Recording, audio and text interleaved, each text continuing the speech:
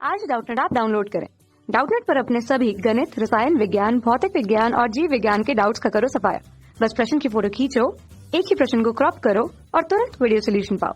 अभी डाउनलोड करें। नमस्कार दोस्तों, स्वागत करता हूं आप सभी का। आपका प्रश्न है संस्पर्श प्रक्रम द्वारा H2SO4 की मात्रा में वृद्धि करने के लिए आवश्यक परिस्थितियों को लिखिए। ठीक है ना, तो आइए हम इस प्रश्न के उत्तर को देखते हैं। ठीक, तो जो संस्पर्श विधि होती है, इसमें जो हमारा H2SO4 के निर्माण में जो प्रमुख पद होता है वह ये होता है कि SO2 हमारी वेनेडियम पेंटाऑक्साइड की उपस्थिति में O2 के साथ एक उत्प्रेरकी ऑक्सीकरण अभिक्रिया देता है।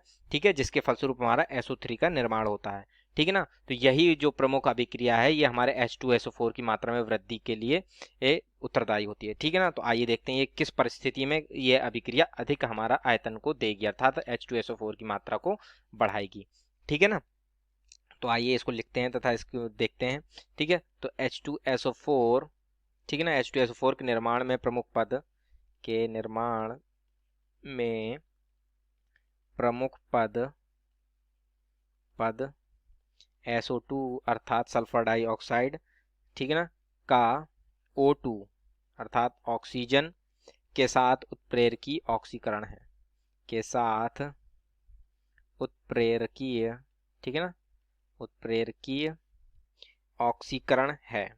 इसमें ऑक्सीकरण है, ठीक है ना, तथा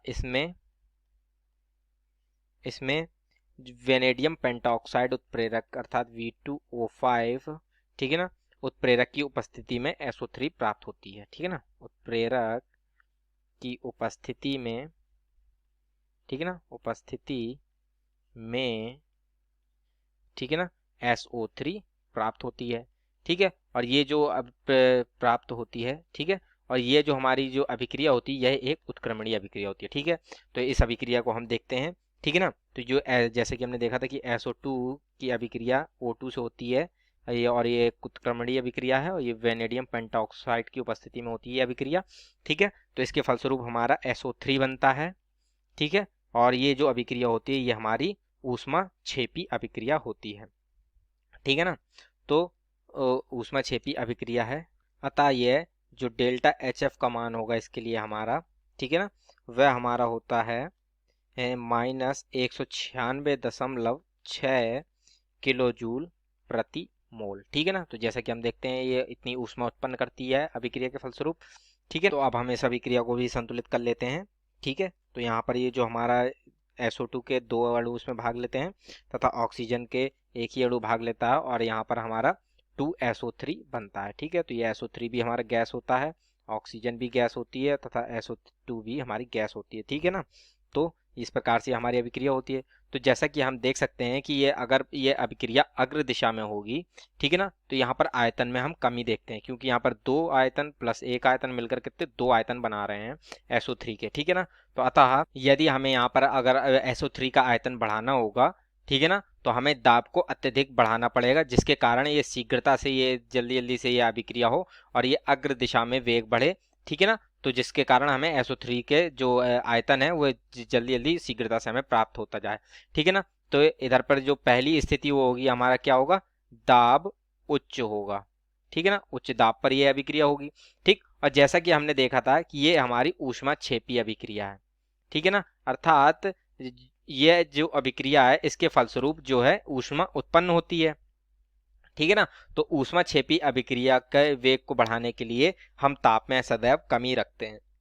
ठीक है ना, अतः ये अभिक्रिया हमारी किसमें भी होगी, कम ताप पर होगी। ठीक है ना, अर्थात इस अभिक्रिया के लिए जो 2 हमारी परिस्थितियां हैं, आवश्यक परिस्थितियां हैं, वे कौन कौन सी होंगी, उच्च दाब तथा दूसरी हो गई कम ताप। ठीक है ना, परंतु इसमें इन 2 परिस्थितियों के साथ साथ हमें एक चीज का भी ध्यान ये भी रखना है कि जो ताप है ये अत्यधिक कम नहीं होना चाहिए। ठीक है ना, अत्यधिक कम नहीं होना चाहिए। ठीक है, ऐसा क्यों नहीं होना चाहिए, वह इस वजह से कि जो अभिक्रिया की दर है वह ही कम हो जाएगी अगर हमारा ताप अगर कम हो जाएगा अत्यधिक ही। ठीक है ना, तो अत्यधिक कम नहीं होना चाहिए, क्योंकि अभिक्रिया की दर घट जाएगी।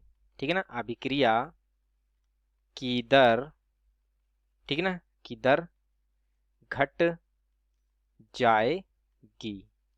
ठीक है ना। तो इस प्रकार से हमारी जो इसके लिए जो हमारी जो फेवरेबल कंडीशन है, अर्थात आयतन को बढ़ाने के लिए, जैसे कि हमसे प्रश्न पूछा था कि कौन कौन सी परिस्थितियां होंगी, ठीक है ना, जिससे कि हमारा H2SO4 की मात्रा में वृद्धि हो सके।